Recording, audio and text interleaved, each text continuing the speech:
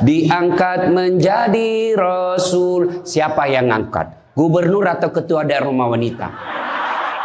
Oleh Allah yang kuasa. Allah itu siapa, Mak? Pencipta alam semesta. Itu lagu ibu-ibu dulu, mengajarkan sejarah Nabi.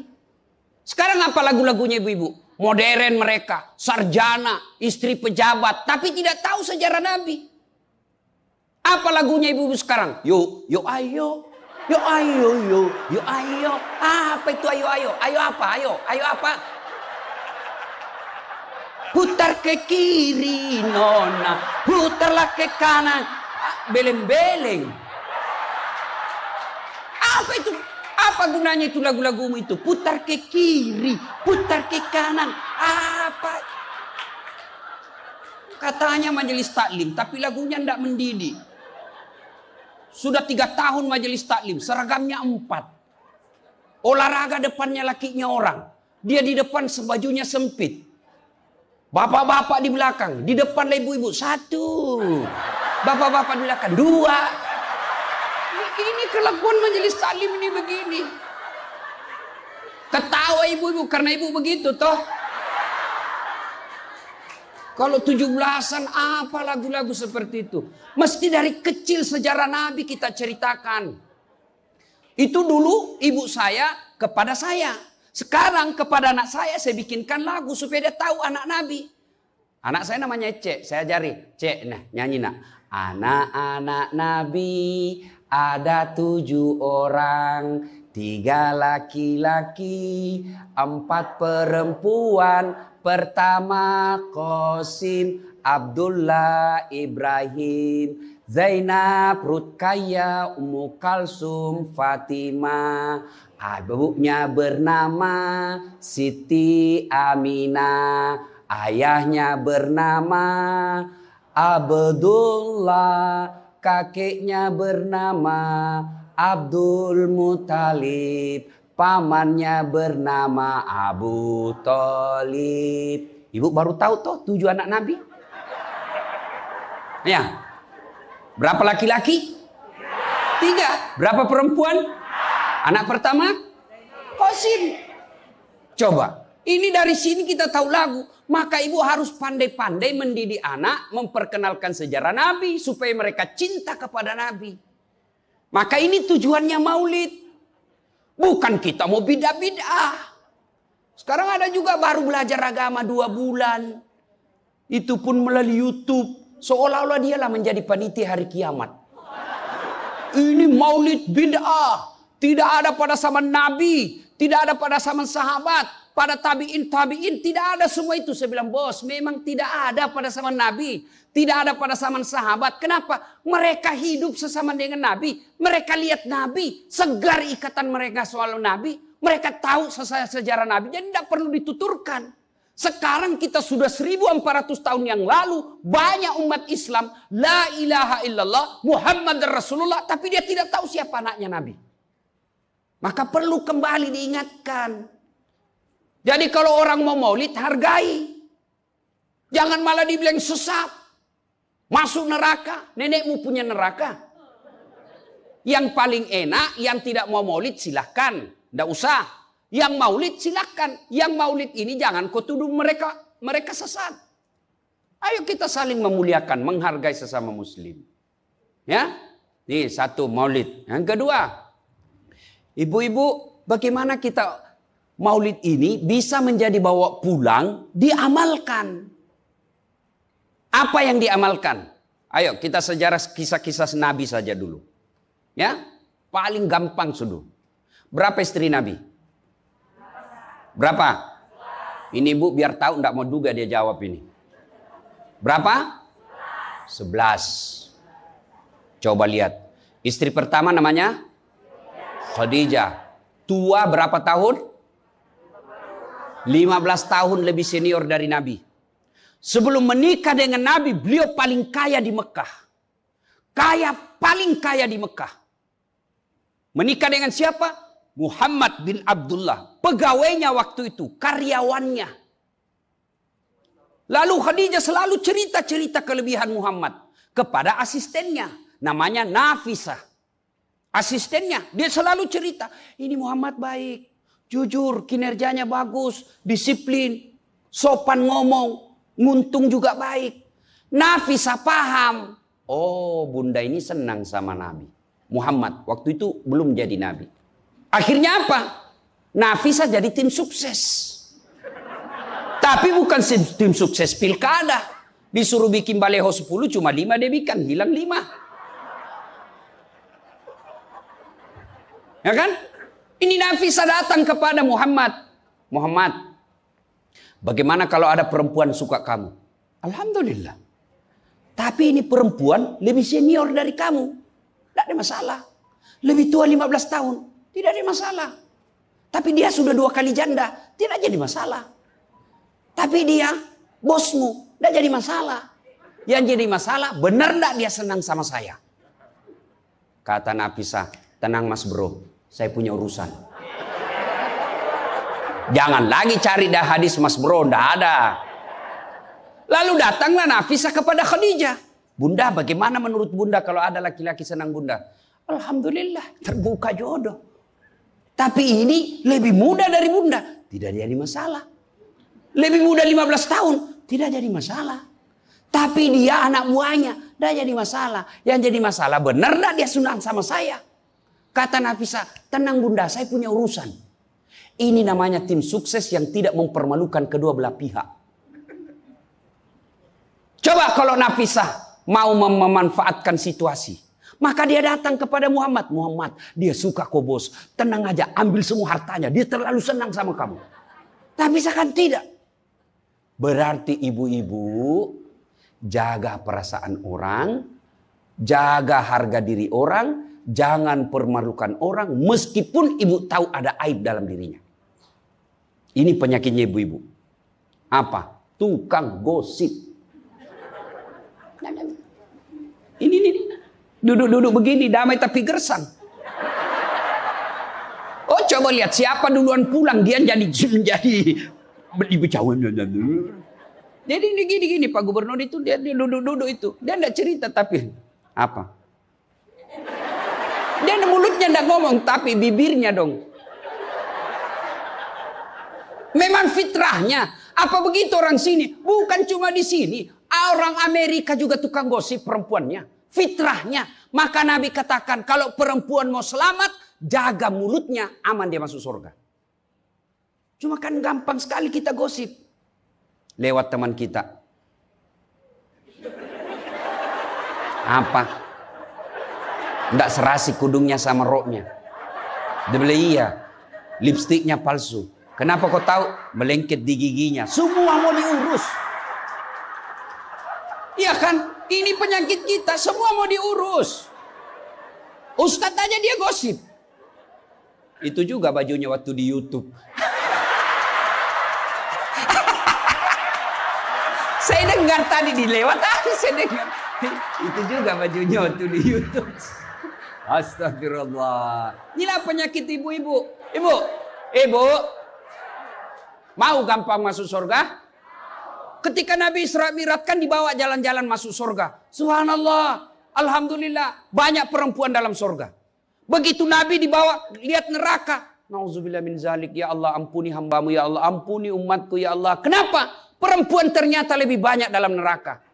Ditanya kenapa bisa begitu? Ada 2 kelemahan perempuan. 1. Tidak mampu menjaga suaminya. Tidak mampu mengurus suaminya. Dan yang kedua tidak mampu menjaga lisannya.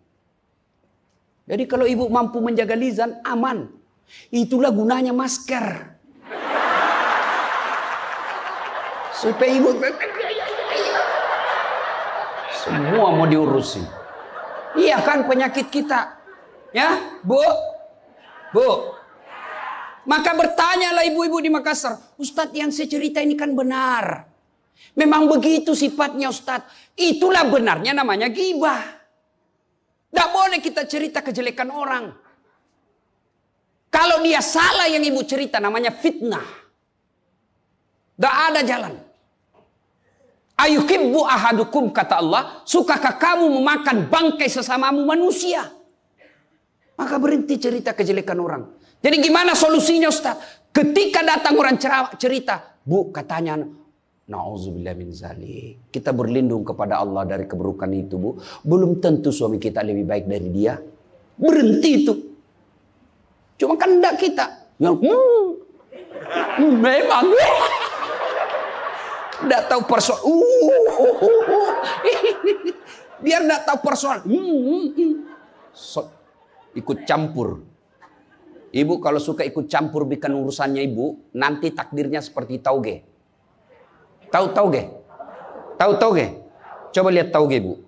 Kita bikin soto Banjar, ada. Pecel, sayur, lemper, ada.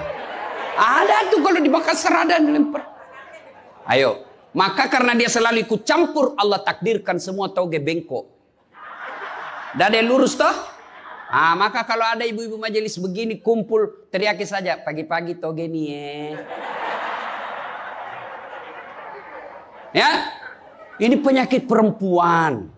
Maka ini gunanya kita peringati maulid supaya ibu-ibu pulang berhenti cerita kejelekan orang. Tidak ada gunanya, menghabiskan amal-amal kita.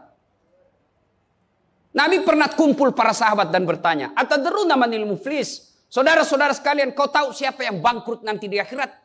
Mereka tidak sholat ya Rasul, dia sholat. Yang tidak puasa ya Rasul, dia puasa. Yang tidak haji ya Rasul, dia haji. Yang tidak bayar zakat ya Rasul, dia zakat sedekah. Kalau begitu siapa yang bangkrut ya Rasul? Jarusu wa khati'ur rahim. Tetangga yang jahat sama tetangganya dan yang suka memutuskan tali persaudaraan. Dan salah satu jahat sama tetangga dan memutuskan tali persaudaraan adalah mereka suka menceritakan kejelekan orang. Adakah orang yang senang dicerita kejelekannya? Ada? Ada? Ada ibu? Lalu untuk apa kita cerita orang? Rajin betul istrinya majelis taklim. Baik betul itu istrinya. Tapi kasihan suaminya selingkuh kiri kanan. Lalu apa untungnya ibu cerita? Bu? Hei. Hei. Nah, satu. Pulang pengajian. Tinggalkan gosip. Dua, Rasulullah setelah menikah dengan Khadijah, usia 40 tahun, Nabi dilantik menjadi Rasul. Pulanglah beliau, 3 hari 3 malam di atas Gua Hira. Pulang menggigil. Dia ketuk pintu. Masuklah Nabi, kedinginan. Lalu Nabi berkata, istriku selimuti saya kedinginan. Kira-kira kalau ibu-ibu, apa jawaban ibu? 3 hari 3 malam suami tidak ada kabar. Di WhatsApp tidak dibaca. Di telepon di reject. Tiba-tiba datang kedinginan, Bu. Selimuti saya, Bu.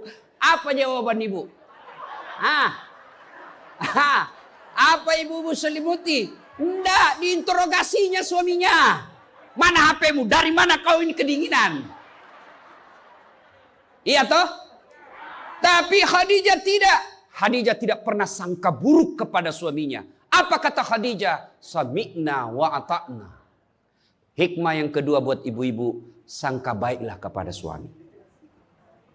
Demi Allah, tidak ada kebahagiaan rumah tangga yang dipenuhi dengan sangka buruk. Ibu mau bahagia dengan suami? Mau? Hilangkan sakwa sangka. Hilangkan sangka buruk. Telepon suami tidak dijawab pagi-pagi. Sangka baik. Oh, berarti suami saya lagi sholat duha.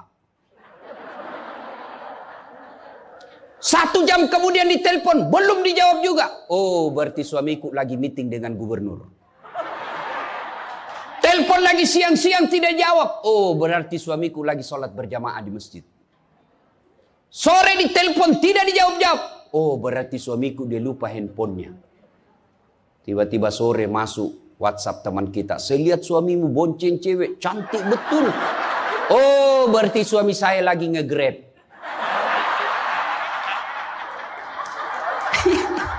Tenang perasaan. Ibu-ibu, demi Allah. Tidak ada kebahagiaan orang yang selalu sangka buruk. Suami enak-enak kerja. Hanya tidak dijawab telepon. Ibu tidak bisa tenang di rumah. Sangka baik. Orang yang sangka baik, rumah tangganya pasti tidak bisa bahagia. Saya kasih contoh. Kasih contoh ibu. Suami istri 7 tahun tidak punya anak. Di tahun ke-8 dia pergi ke ahli kandungan, periksa istrinya. Wih, alhamdulillah, kata dokter, ibu sudah terlambat 2 bulan. Senang betul. Dia teleponlah suaminya, Pak, alhamdulillah hasil pemeriksaan saya sudah terlambat 2 bulan. Tapi Pak, jangan cerita-cerita dulu ya. Malu kita nanti kalau tidak jadi lagi. Oke Bu, ini rahasia berdua. Jangan cerita ke siapa-siapa. Setuju Bu ya? Setuju Pak. Oke. Beberapa hari kemudian datang petugas PLN. Assalamualaikum. Kata ibunya, waalaikumsalam. Siapa ya? Saya Bu, saya siapa? Petugas PLN. Oh kenapa Pak? Ibu terlambat 2 bulan. Wih. Kenapa dia bisa tahu saya terlambat 2 bulan? Wah, dia mulai curiga sama suaminya. Pasti kelakuannya lagi nih si gendut ini. Kan suaminya gendut. Pasti kelakuannya ini si gendut ini. Pulang suaminya capek. Di jalan macet, kehujanan, baru buka pintu. Memang kau pembohong gendut. Apalagi ini pembohong. Orang capek, pembohong gendut. Apa? Kenapa itu PLN tahu saya terlambat 2 bulan? Pasti kau yang cerita. Bukan saya. Kenapa? Wah, suaminya juga marah digendut-gendutin. Dia datang ke PLN. Ada apa kau tahu-tahu istriku terlambat 2 bulan? Dia bilang ini ada catatannya Pak. Kau hapus ini. Ya boleh Pak, tapi Bapak bayar dulu. Kalau saya tidak mau bayar, ya terpaksa punyanya Bapak diputus. Kalau punya aku diputus, apa dia pakai istri saya di rumah? Dia terpaksa pakai lilin.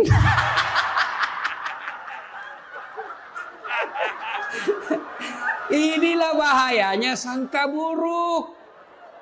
Bu. Halo Ibu. Bu. Salatullah salamullah ala toha Rasulillah. Salatullah salamullah ala Yasin Habibillah. Oleh-oleh kedua pulang maulid, hilangkan sangka buruk. Tidak ada kebahagiaan orang sangka buruk. Begitu juga kepada pimpinan kita. Kok saya dimutasi? Sangka baik. Saya tadinya kok kepala dinas menjadi staf ahli. Berarti Bapak dianggap ahli. Ini staf ahli kan enak. Ahli yang tidak ada stafnya. Sangka baik. Oh berarti Pak Gubernur merasa saya perlu istirahat, banyak berpikir. Sangka baik. Jangan pernah sangka buruk. Tidak ada kebahagiaan orang yang sangka buruk. Sangka baik.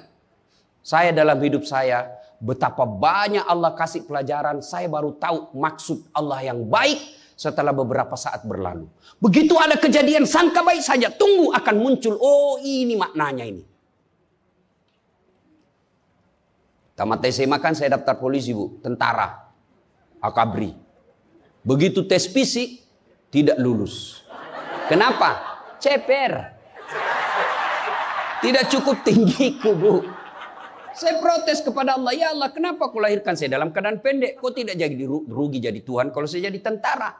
Teman saya lulus waktu itu Bu. Dia sekarang polisi 2 bunga. Reserse. Baret merah. Saya lulus pakai baret putih. Alhamdulillah jadi ustadz.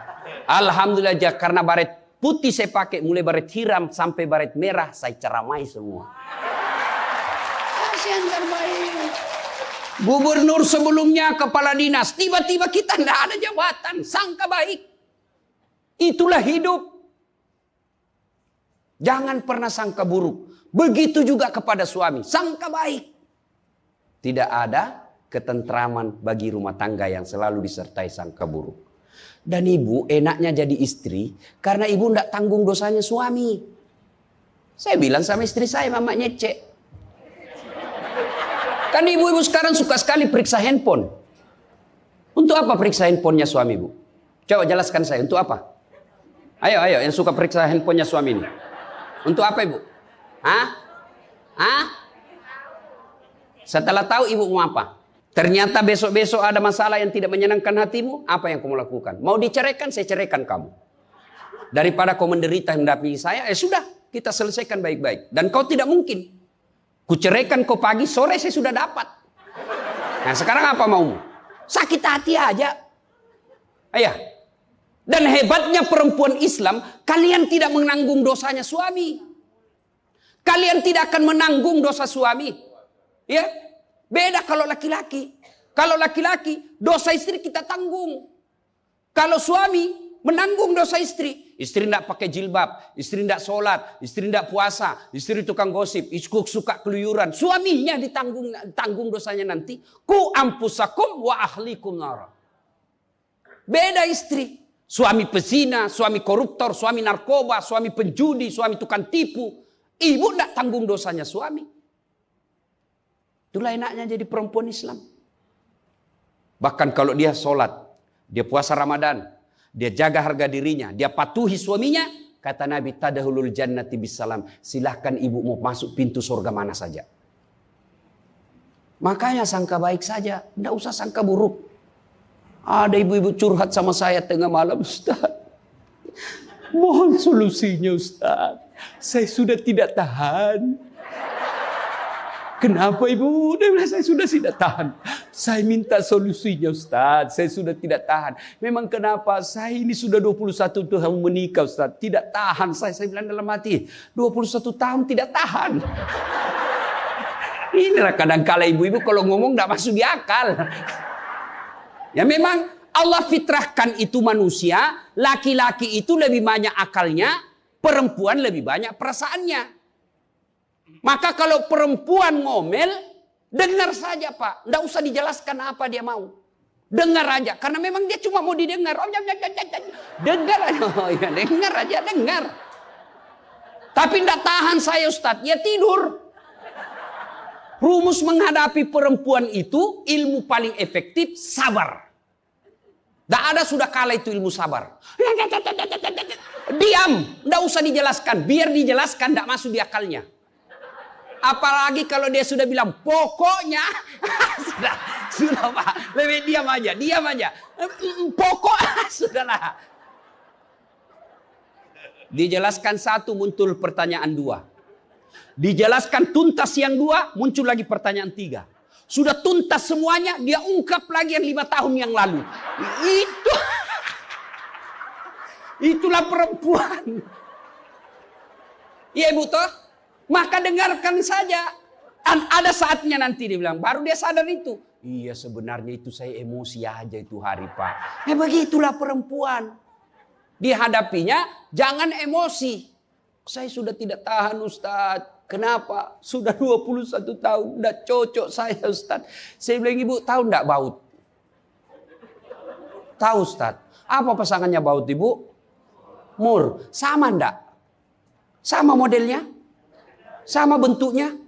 Beda. Justru perbedaannya yang membuat dia kokoh. Berarti rumah tangga tidak akan pernah kokoh kalau mau menyamakan. Yang kokoh adalah ketika dia mau saling menerima kekurangan dan kelebihan. Itu pasti kokoh. Mana mau cocok jenis kelamin aja kita tidak sama. Iya. Pendidikan aja kita pasti beda. Latar belakang budaya kita pasti beda. Maka yang membedakan itulah kalau kita kelola dengan baik dalam rumah tangga. Dengan faktor utamanya sangka baik. Insya Allah bahagia rumah tangga. Ya, sangka baik. Tuh Khadijah tidak pernah sangka buruk sama suaminya.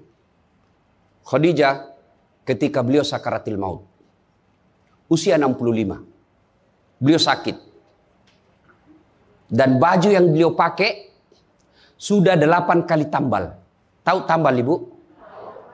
Itu tambal ke-8-nya 1 sampai 7. Nabi masih menambalnya pakai apa?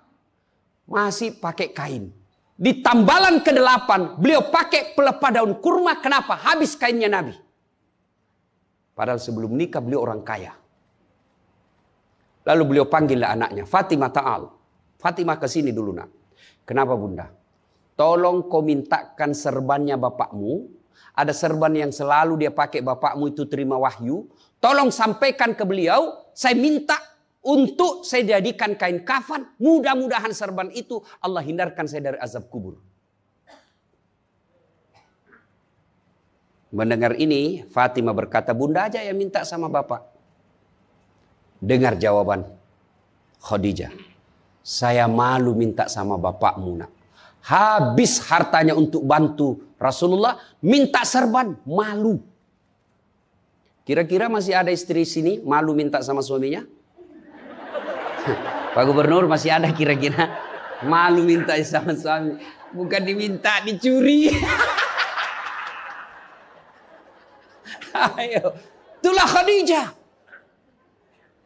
Maka jangan heran Khadijah meskipun sudah wafat, beliau tidur bersama Aisyah.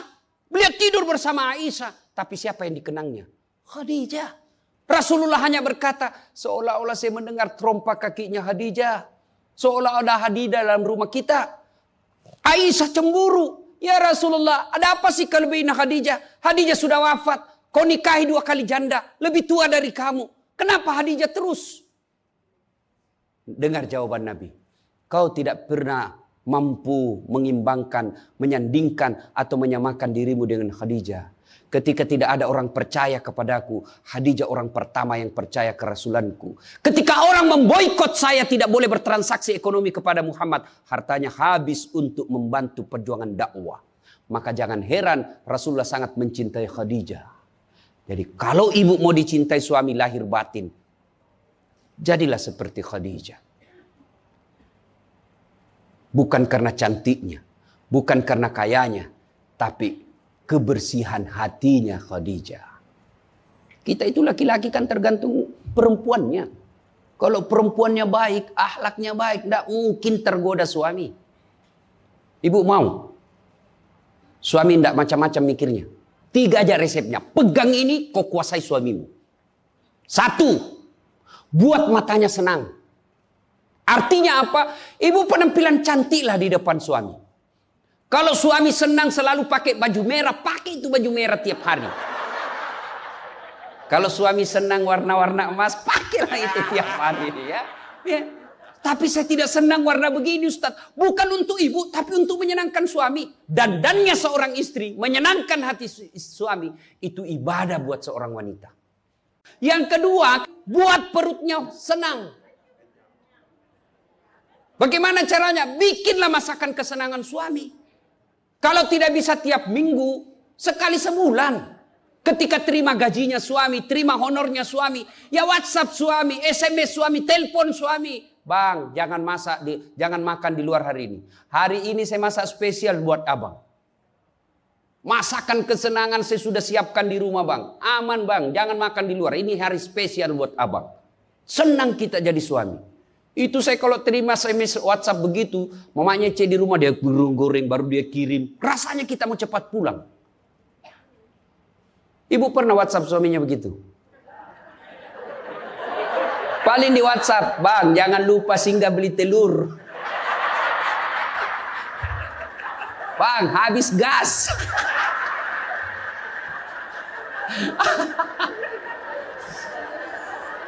Kok tahu Ustaz? Ya saya rasakan juga. Pernah suatu kali Pak Gubernur pulang, saya ceramah takziah malam-malam di Makassar. Tiba-tiba masuklah WhatsAppnya mamanya C. Ustaz habis pembalut. Aduh. Tidak mungkinlah sopir saya suruh, ini istri saya. Sudahlah, saya singgah, saya berdoa mudah-mudahan tidak ada yang kenal saya. Begitu saya bayar, ada ibu-ibu datang, Ustaz beli pembalut. Saya jengkel, langsung saya balik. Biar daripada saya melahirkan, udah. Tenang perasaan. Mungkin ego kita ini buat kita juga laki-laki. Ya, kadangkala ego naik. Masa saya eselon? Masa saya kepala dinas? Masa singgah beli pembalut? Jangan lihat eselonnya. Pakai ilmunya Umar bin Khattab. Umar bin Khattab, ada sahabat yang selalu mau datang, mau laporkan istrinya. Kenapa? Istrinya suka ngomel. Maka dia berharap Umar panggil istrinya supaya dinasehatin.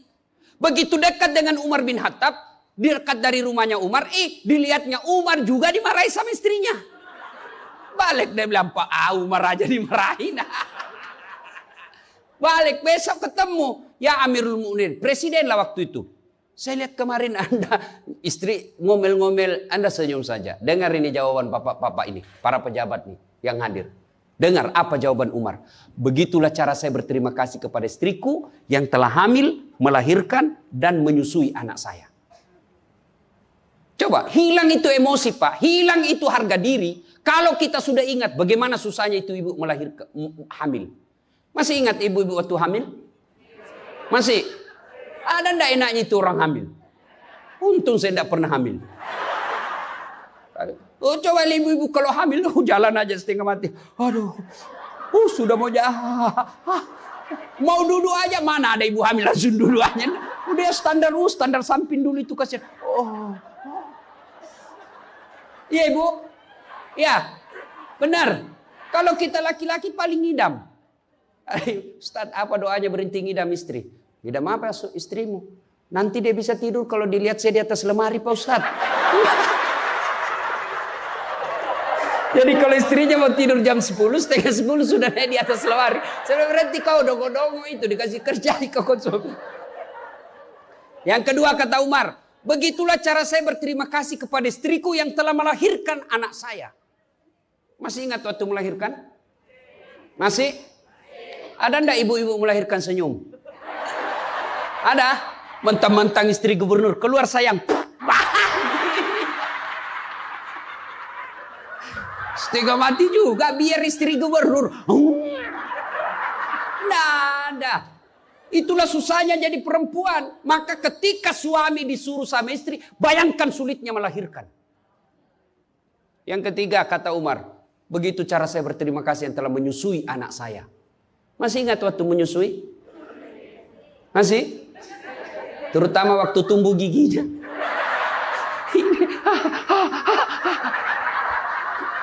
Masih ingat tak?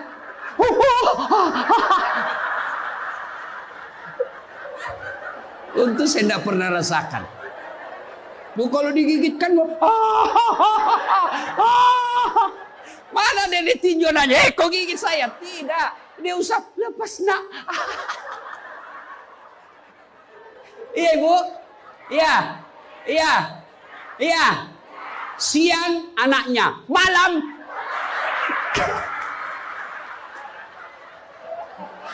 Salatullah salamullah ala toha rasulillah. Salatullah salamullah ala yasin. Berikutnya, kalau kita cinta kepada Rasul, jadilah istri seperti istri Rasulullah. Nah, tentu bertanya kita, itu bapak-bapak mau punya istri seperti istri Rasul? Pak Gubernur pasti mau. Kita punya mau istri seperti Khadijah. Tapi pertanyaannya, sudahkah kita seperti Rasulullah? Tenang ibu-ibu, saya bela ibu-ibu hari ini. Tenang. Nah, kita mau seperti Khadijah, tapi kelakuan kita seperti Abu Jahal. Pembohong kiri kanan. Suami istri minta duit, tidak pernah ada. Benar, tidak ada. Habis biar baunya tidak ada lagi. Giliran selingkuhannya minta, gampang deh. Tunggu aja 5 menit. Ya, Rasulullah, coba. Begitu memuliakan istri, beliau tidak pernah kusam rambutnya di depan istrinya. Coba itu. Buka itu Barasanji sejarahnya. Rasulullah beliau yang bersihkan tempat tidurnya. Beliau yang tambal bajunya ketika robek. Beliau sediakan sarapan. Itu Rasul, manusia pilihan. Namanya selalu digandengkan dengan namanya Allah. Tidak malu, bahkan rela ikhlas membantu pekerjaan rumah tangga istrinya. Untuk meringankan kerjaan istri. Kita baru Satpol PP. Satpol PP. Apa Satpol PP? Polisi setengah. Baru pegawai honor, macam-macam ceritanya. Tidak ada kehinaan bagi laki-laki yang memuliakan istrinya.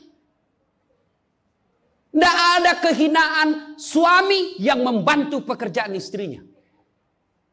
Rasulullah mencontohkan itu. Beliau kalau keluar rumah sudah ada sisir.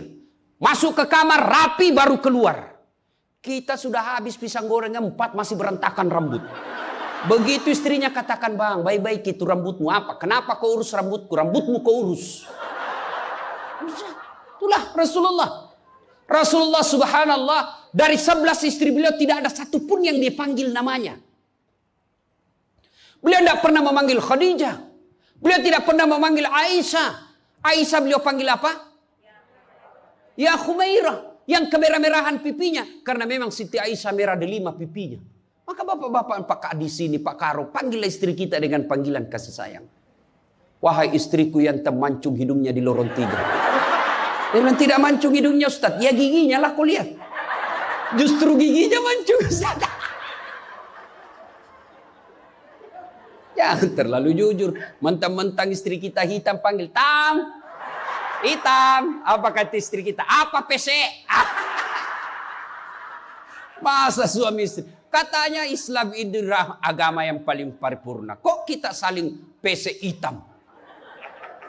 Ya, Rasulullah beliau kalau minum bersama istri beliau, kalau beliau minum gini. Bismillahirrahmanirrahim. Hebatnya Rasul, kalau beliau minum, 1 teguk dikasih lagi istrinya. Minum lagi. Kasih lagi istrinya. Hebatnya, bekas bibirnya Aisyah, itu yang diminum oleh Rasulullah. Bekas bibirnya Aisyah. Masya Allah. Coba kalau kita Pak Kadis. Istri, bekas bibir istri. Bau betul mulutmu.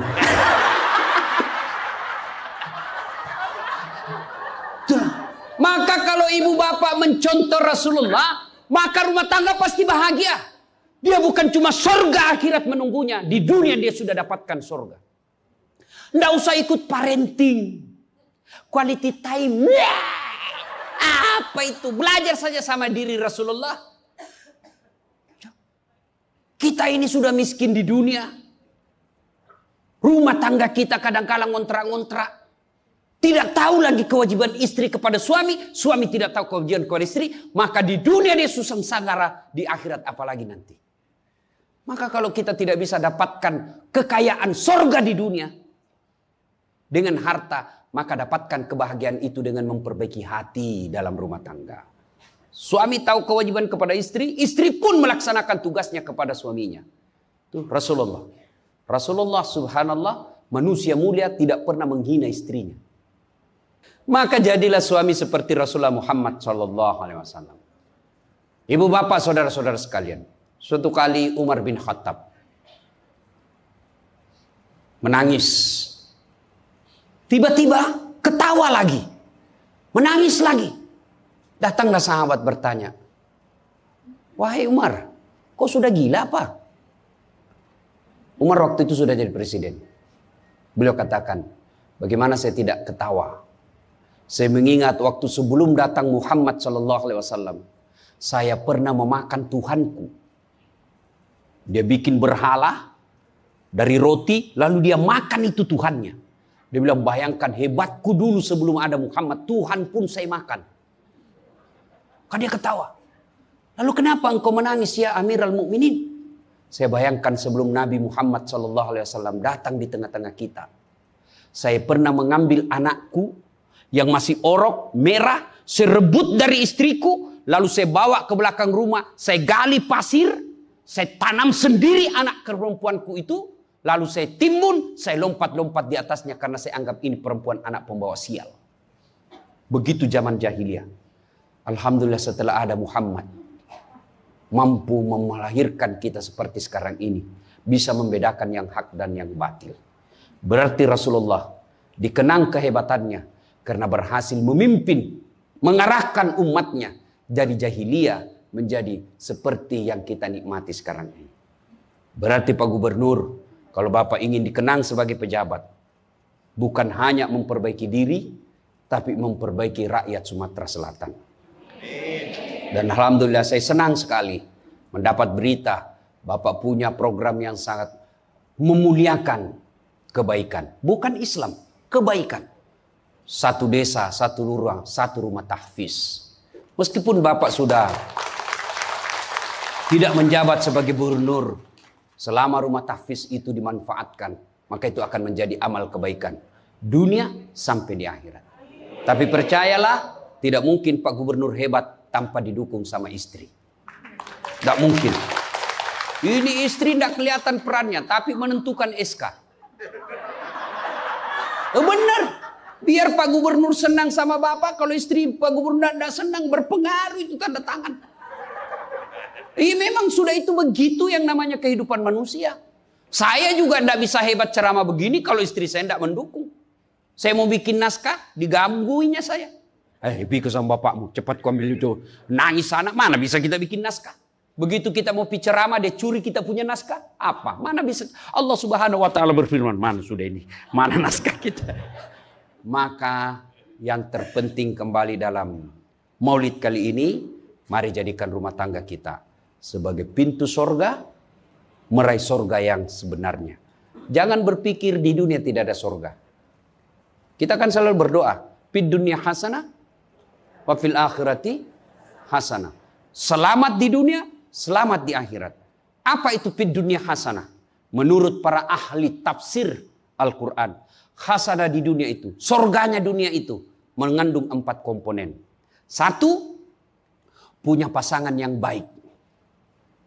Jadi kalau istri bagus agamanya, suami bagus agamanya, suami bagus akhlaknya, istri bagus akhlaknya, sudah 1 komponen surga didapat. Yang kedua, punya anak yang soleh dan soleha. Tidak ada gunanya pangkat jabatan kalau anak kurang ajar. Ibu-ibu nih, kalau ibu meninggal siapa yang doakan? Suami. Tidak bakal, dia kawin lagi. Siapa yang doakan? Anak. Maka berhasilan ibu, saya setuju dengan pernyataan Pak Gubernur. Kalau mau hebat ini provinsi kita, ibu-ibunya harus menjadi pesantren pertama. Sayang, seribu sayang, ibu-ibu sekarang banyak yang gagal mendidik anak. Dihormati di luar, dimuliakan di kantor, sampai di rumah dimaki-maki sama anaknya. Itu siapa yang gagal? Ibunya. Kita kadang-kala bahagia, hebat kalau anak kita pintar bahasa Inggris. Hebat anaknya Ustadz, pintar bahasa Inggris. Apa hebatnya? Banyak yang bisa begitu. Masa banyak Ustadz? Ya sudahlah, ke Inggris lihat itu anak-anak di sana. Anak-anak di sana semua pakai bahasa Inggris, Bu.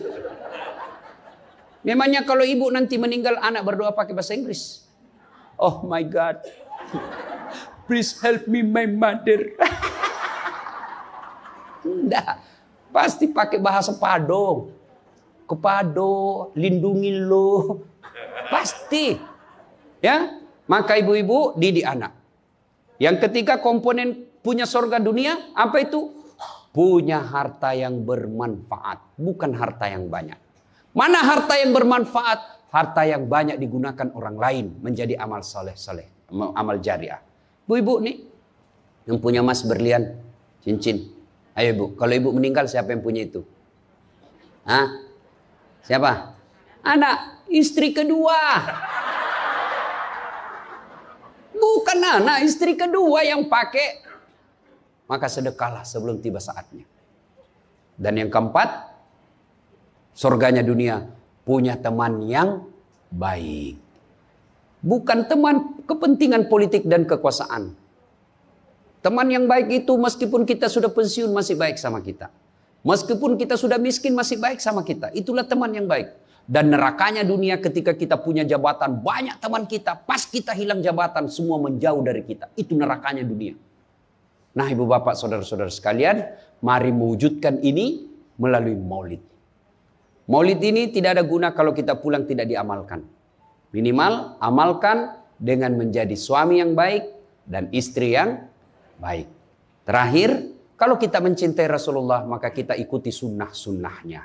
Apa sunnah? Yang gampang-gampang, tidak usah berat-berat. Mulai hari ini, oleh-oleh khusus ibu, kapan dan dimanapun selalu ada wudhu. Coba ibu amalkan. Bapak-bapak pegawai, bapak mau pergi kerja wudhu dulu. Mau pergi jemput anak wudhu dulu. Mau pergi pengantin wudhu dulu. Mau pergi kemana saja ikuti Pak Gubernur yang katanya tidak ada liburnya. Ya. Sudah ikuti dengan ada wudhu. Orang yang selalu ada wudhunya, innallaha yuhibbut tawwabina wa yuhibbul mutatahhirin.